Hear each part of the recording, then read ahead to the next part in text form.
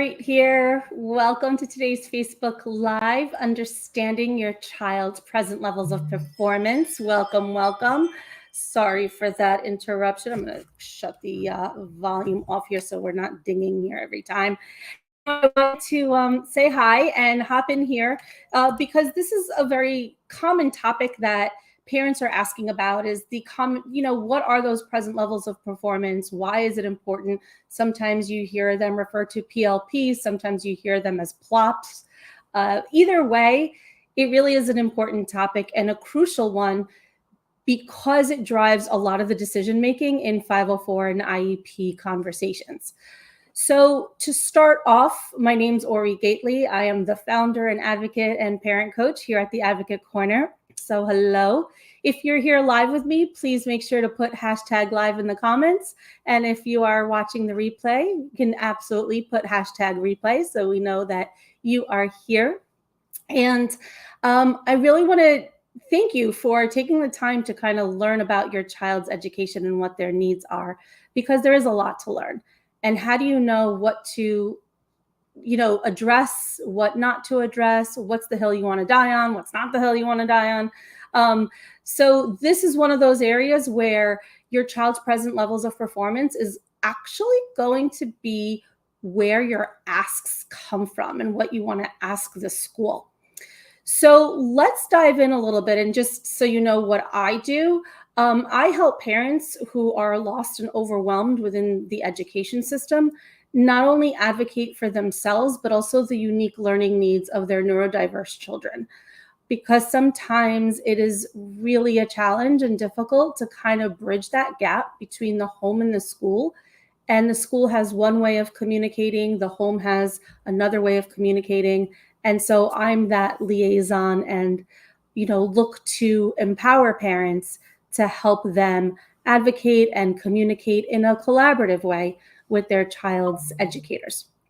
So what are present levels of performance? What does that actually mean? So first, let's clarify it, all right? The term refers to a detailed description of how your child's current abilities and challenges are in school, all right? It covers academic skills, social skills, emotional needs, communication abilities, and any other relevant areas that your child might need to when they're doing an evaluation. So knowing these levels is like having a roadmap that guides you through the educational journey of your child. So why this knowledge is vital for parents of neurodivergent children, and why is this really an important concept that you must be able to understand in order to effectively advocate for your children. So for parents with neurodiverse children, the information really is invaluable in how to create your asks or address the parental concerns you might have. The present levels helps you understand where your child is thriving and where they might need more of the supports. This awareness, actually, because this is really gives you that awareness of what is actually happening that goes beyond the grades that a child might have. It enables you to advocate effectively and appropriately for the interventions and resources that they might need, whether it's on their IEP or their 504 plans. All right. So those present levels of performance are actually what drive those conversations and the decisions that are made in those school meetings that you attend. So how do we obtain these present levels of performance and how do we understand them? Oftentimes, schools will provide these present levels of performance and say that you can find them on your child's report card, right? Like where you're getting the grades and you get live updates as to how your child is doing in their class. That's the secondary level. And on the elementary level, oftentimes you get it through a report card and parent-teacher conferences. Yet there are other ways to get present levels of performance, and those are usually designed through baseline assessments that school districts and schools conduct. Sometimes they conduct it twice a year at the beginning and end of the year. Sometimes they do it 3 times a year.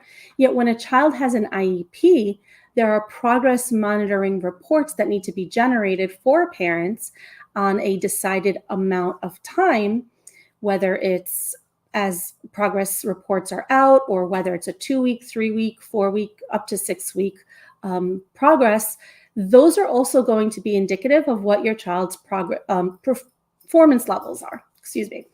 So to obtain this information, there are a few different channels. You can talk to the classroom teacher about it. You can talk to the special education teacher, the case manager of your child.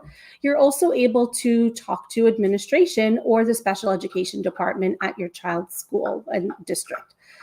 Don't hesitate, though, to ask for clarification or examples if the information they're providing you is too technical or overwhelming, because sometimes you're going to get data like Connor scale or the Vanderbilt or the Basque, which are evaluations done by the school. But then you're getting all these numbers and you're wondering, well, how do these numbers apply to my child? And what does that mean? What does average mean?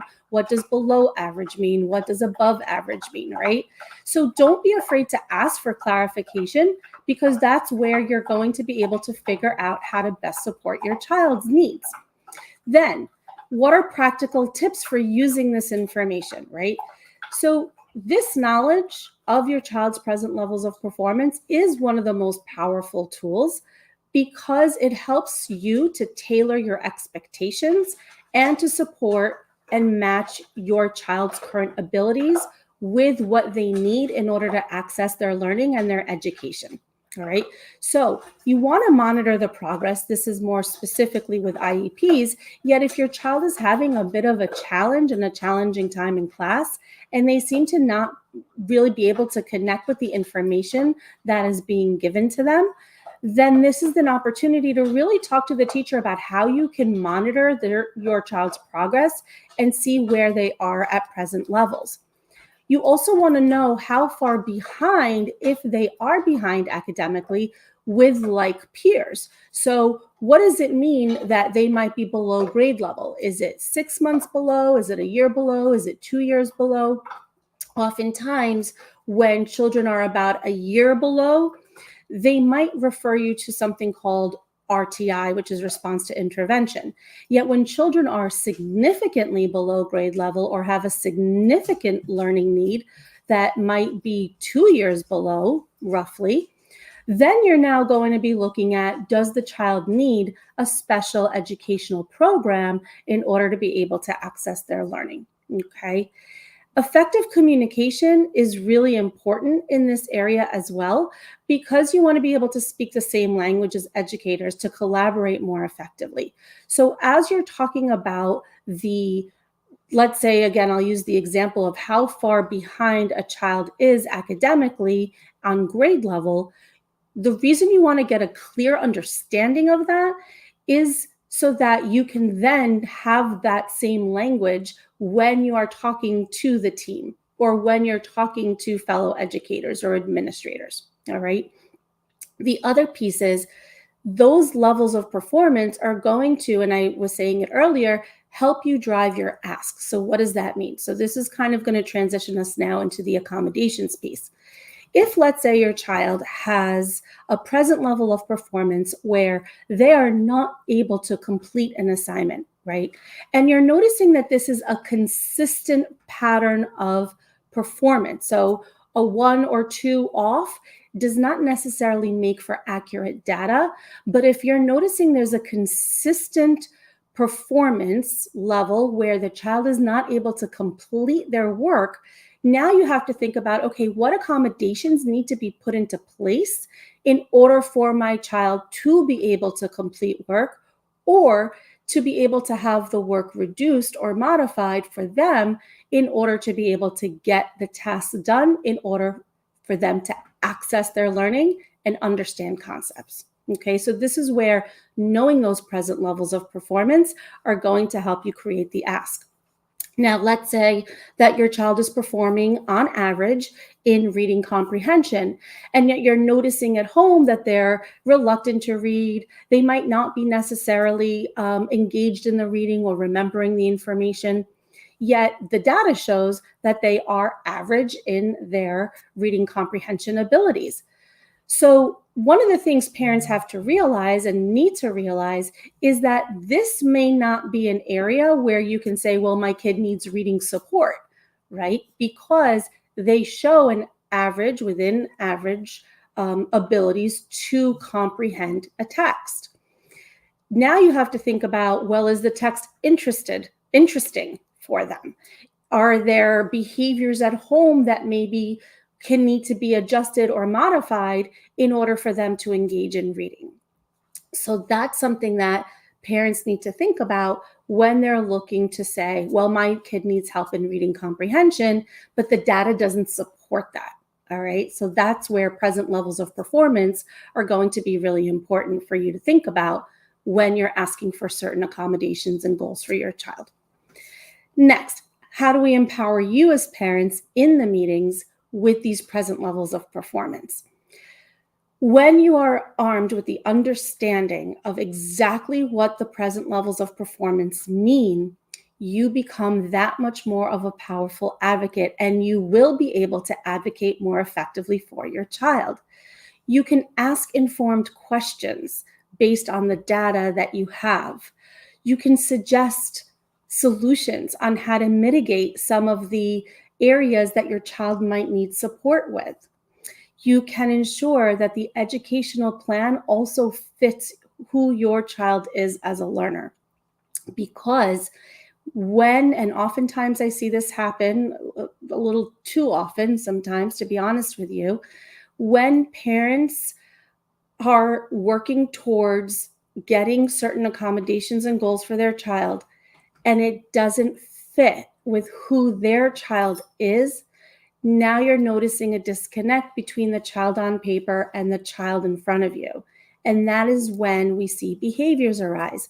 That is when we see goals not being met, or that is when we start noticing that there's all of a sudden kids refusing to go to school because they're not feeling successful in it. So that's where you really need to be very, very aware and understanding of what these levels of performance actually entail and what they actually mean. But remember, you are an essential part of your child's education team. So having that meaningful participation, as IDEA states, for parents, especially under the IEP, having that meaningful participation is part of parental responsibility and their right. And understanding the present levels of performance connects you to that understanding and right. So I want to kind of sum up, because this is a little bit of an overview of what we're doing. And I know that if there are any questions, please make sure you put them in the comments so that I'm able to answer them. If I don't get to see them at this moment, I'm definitely going to reply back to you. But knowing your child's levels of performance is key in empowering both you and your child in their education journey. And staying proactive, staying informed, and never underestimate the impact of your advocacy for your child. All right. So I'd really love for you, if you have any questions or if you want to know more, please don't hesitate to reach out, whether it's to me through DM, or you can reach out at the comments below. And I'd love to I want to really know about, where are you with your child's present levels of performance?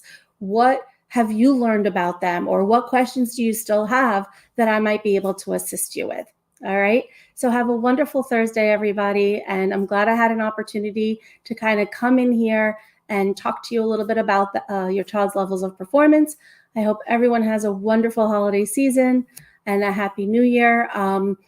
And enjoy the time off and not kind of think about school and advocacy for a little while, because we do also need a break, and making sure that we enjoy the time with our children and help them thrive in so many other ways. Have a wonderful day, everyone, and I'll see you soon.